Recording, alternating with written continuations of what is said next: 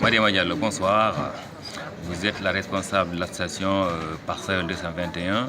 À ce titre, vous soutenez la candidature du président sortant au Sénégal, Macky Sall, pour la présidentielle de février 2019. Là, vous venez de terminer une rencontre avec d'autres mouvements qui également soutiennent la candidature de Macky Sall. C'était quoi l'objectif de cette rencontre? Alors, l'objectif de cette rencontre, c'était de pouvoir discuter déjà entre responsables de mouvement, de prendre attache et connaissance, puisque nous ne nous connaissons pas tous, que chacun puisse parler de son activité et savoir aussi la raison pour laquelle on décide de soutenir son Excellence le Président Macky Sall. À ce que je sache, ça a été déjà fait à l'occasion de la rencontre avec la commission envoyée justement par Macky Sall, c'était vendredi passé à Boulogne. Est-ce qu'il y avait une nécessité quand même de vous revoir entre vous? Je pense qu'il y avait une après cette nécessité rencontre de se voir justement après cette rencontre. Moi, j'aurais préféré que ça se fasse avant, puisqu'on avait déjà discuté avec certains responsables de mouvement.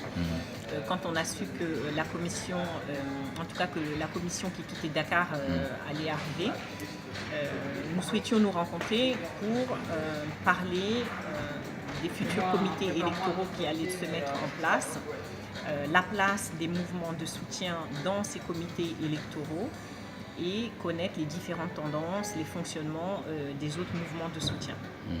Malheureusement, la réunion a eu lieu avant notre rencontre, et ce qui fait qu'aujourd'hui, on se rencontre, on discute, on parle de nos mouvements, de nos objectifs, de nos attentes, et plusieurs interrogations d'ailleurs sont sorties de la rencontre de vendredi. D'accord. Comme quoi? Alors, on s'est posé des questions concernant l'implication des mouvements dans les comités électoraux, la place des mouvements, les modalités de récolte des signatures de parrainage et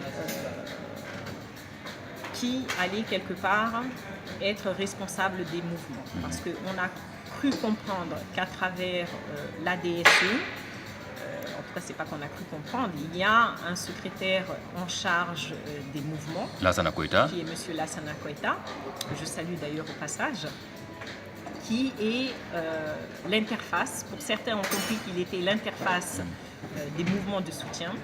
Pour d'autres, nous avons eu la compréhension qu'il allait gérer et chapeauter les mouvements de soutien. Les mouvements de soutien d'ailleurs qui étaient présents aujourd'hui, pour certains avaient refusé de venir à la rencontre vendredi parce qu'ils ne reconnaissaient pas cette structure DSE au-dessus de la leur. Donc voilà, nous avions cette discussion aujourd'hui de connaître le positionnement des mouvements de soutien et nous avons été clairs à ce sujet-là. Les mouvements de soutien ne sont pas des mouvements politiques. Nous soutenons la candidature du président Macky Sall, mais nous ne soutenons pas l'APR. Nous ne sommes pas des partis politiques, nous sommes la société civile, beaucoup. Et il était important de souligner ça, ainsi que notre autonomie. est-ce qu'on peut comprendre par là justement que vous ne voulez pas vous ranger derrière la DSE pour travailler pour la réalisation de Macky Sall? Vous voulez être autonome de cette DSE, ça? Matériellement parlant, financièrement parlant? C'est pas qu'on ne veut pas se ranger derrière la DSE, je pense qu'à ce niveau-là, on parle plutôt d'un travail de collaboration. Je l'ai dit. Justement, c'est pour ça qu'on vous a réuni la dernière fois. Voilà, nous sommes autonomes. Pour nous, mouvement de soutien, nous soutenons le président Macky Sall. À travers le président Macky Sall, il y a deux personnes qui sont reconnues, c'est-à-dire le ministre M. Cheikh Kanté, à travers la plateforme des forces de l'émergence. À quel titre? Au titre de responsable des mouvements, en tout cas du point de vue national. Et ici en France, M. Malik Gueye. Donc la discussion est aujourd'hui portée sur le fait que nous, responsables de mouvement, nous ne souhaitons pas que ce soit la DSE qui ait à gérer toutes les activités ou le financement qui proviendrait du Sénégal pour le travail des mouvements. Nous souhaitons que notre seul interlocuteur soit Malik Gueye. Par contre, dans le cadre du travail au sein des comités électoraux, bien sûr, nous travaillerons avec la DSE et nous serons en relation avec la personne qu'ils ont diligentée au titre de responsable des mouvements. Vous n'avez pas confiance en la DSE, c'est ça? Ce n'est pas une question de confiance. C'est Je c'est pense quoi que, alors? en tant que responsable de mouvements, de structures associatives, nous avons, comme je l'ai dit à mes camarades de mouvement tout à l'heure, une feuille de route et des objectifs et un lien avec nos représentants, en tout cas dans ces mouvements-là, dans ces associations-là. Ces personnes, quand elles ont adhéré au mouvement ou aux associations, n'avaient pas encore pour idée de soutenir son Excellence, Monsieur le Président Macky Sall. Donc elles sont rentrées dans ces structures parce qu'elles croyaient aux projets et aux objectifs à atteindre des mouvements ou des associations.